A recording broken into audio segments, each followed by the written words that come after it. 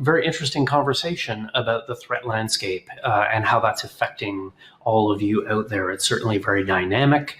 And we thought we would apply the lens of incident response to the threat landscape, because incident response really gives us some interesting lessons and some valuable perspective from situations that go very, very badly. All those serious incidents out there that require incident response. And so we're going to be talking with some guests from Trend Micro, but also up next is a very special guest, someone who knows an awful lot about incident response, and that is Chad Pinson. And he is the president of Strauss Friedberg, an Aon company, and he is going to share with us some valuable perspective about what customers are going through from an incident response. Thank you so much for being here, Chad. Hey, thanks, Eric. It's good to join everyone, and I'm going to say howdy and see how the worldly translation does with that phrase from Texas. It's good to see everybody. It would be fun to just game the translations and try out all kinds of phrases, but I guess we probably shouldn't do that. So I'm sure a number of people on this call know who Strauss Friedberg is, but maybe for those who don't, can you tell us a little bit about what Strauss does? Sure. And, we've got 9 minutes for our perspectives, and so I'm going to answer succinctly if I can. What Strauss Friedberg does, we're a cybersecurity consultancy where technology meets investigations. That's where we want to be. One of the largest pieces of what we do is incident response. We've handled the largest incidents in the world. It's what we do every day. It's what I started doing this morning from the second I woke up till the second I got on this call. So it'll be interesting to participate in this with you, Eric, because I do think, the notion of threat intelligence, tools, and then actual incident response activity, they're all joined, and we try to do them separately. So I'm looking forward to having this conversation with you. Yeah, me too. So what kinds of trends are you seeing? What kind of shifts are you seeing in the threat landscape and the incidents that are landing on your doorstep this year? Yeah, well, it's funny. I would have answered that question differently 24 hours ago than today. For those who are living under a rock around cybersecurity, we know in the last 24 hours, we had an almost unprecedented alert advisory from the joint, HHS, the FBI, and the CISA that there's an imminent threat to healthcare. And so we went from what I would have said is it's all about ransomware, BEC, and APT. Ransomware compromises, which are a threat to everyone. They're indiscriminate in the ability to be an attack target and an attack success. BEC, because we're all using email to communicate. And then APT, because the most sophisticated attackers never stop and almost never fail. But today, what we need to realize is the newest trend is an attack and an assault on healthcare that appears to be imminent.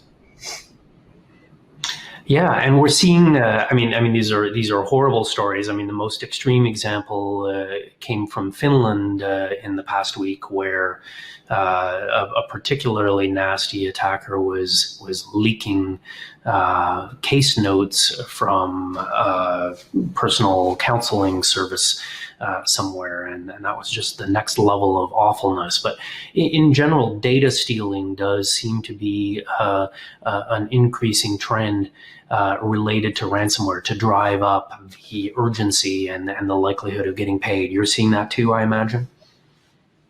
Yes, what people need to realize is the ransomware that we knew even a year ago is not what we know now. The attackers, they realize, hey, to get paid, we have to create even more urgency than just file encryption.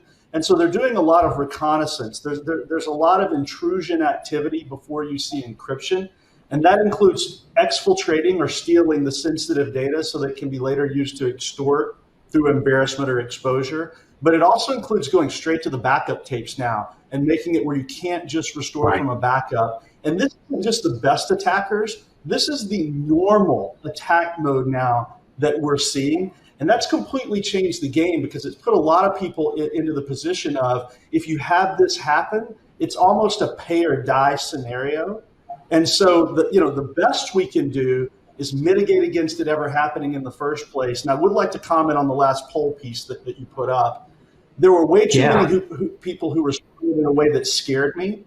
You guys, if your answer is I'll ask when it happens, you're not ready for this. And I say that at the peril of costing myself business, which is how I feed my family. But that's just the reality. If you don't already have pre-engagement, a plan that you have practiced for an incident, your incident is going to be much worse than it needs to be. And we all need to realize we're potential victims here. Yeah, I mean, if there's any glimmer of hope, I'm thinking that part of this shift towards data stealing and reconnaissance that the attackers are doing means that ransomware is perhaps slowing down a little bit, in the sense that instead of it just being, as soon as they get into the environment, they encrypt and they post the ransom note, now they're poking around and they're seeing what they can steal. And it gives opportunities for the threat hunters out there and for the security teams out there to do something about this in the early stages if they have eyes on what is going on. How do you feel about that comment? I got bad news. I mean, look, I couldn't disagree more with what you just said. Ransomware is not slowing down. It's not abating.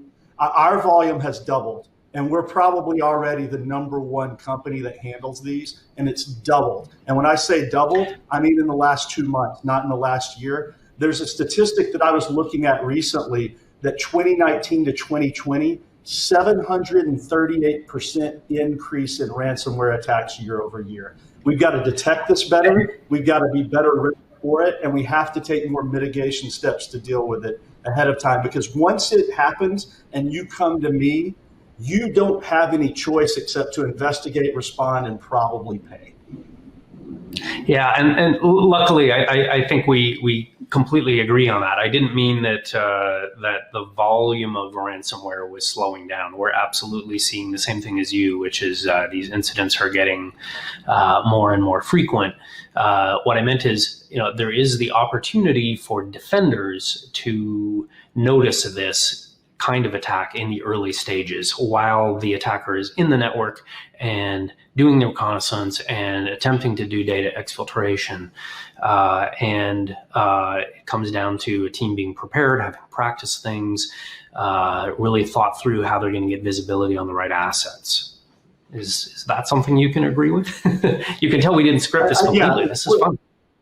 No, we didn't script this at all, right? That's the good news, because we both just sort of had a common ground around the subject. And I'll just add in terms of sort of detection, right? So many people, I advise boards all the time, and the board says, hey, have we done enough to stop it? Have we done enough to prevent it? There is no tool in the world that makes you foolproof. But you do need tools, and you do need good people. But what I see too often is people invest in tools and then not configure them right. But we'll come into an environment, and the tools that people have, they aren't set up to properly detect. And if you have an event, they're not set up to properly help with the investigation. We need to not silo out really good cybersecurity from business operations, because it's only when you integrate those things and get it all right from people, process, technology. And for goodness sakes, don't leave out really good talent internally. When I say people, that's the only chance we have against what I'm seeing. And I'm not just talking about ransomware. There are certain, for example, nation state or high crime attackers. If they want in, they will arrive in your network. And you better be ready with people, process, and technology for that too. Thank you so much, Chad. I think that was a really interesting perspective on what is going on out there right now, and this intensification of these very damaging ransomware attacks. Hopefully the next few days are going to play out better than the early alerts sounded like they were. Thank you for being out there and helping so many companies get through these challenging times. Thank you, Chad.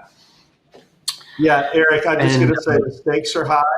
The threat is real, and we all have to be better than we are right now. I can't wait to hear the rest of the day. Thank you. Appreciate your participation today. Thank you.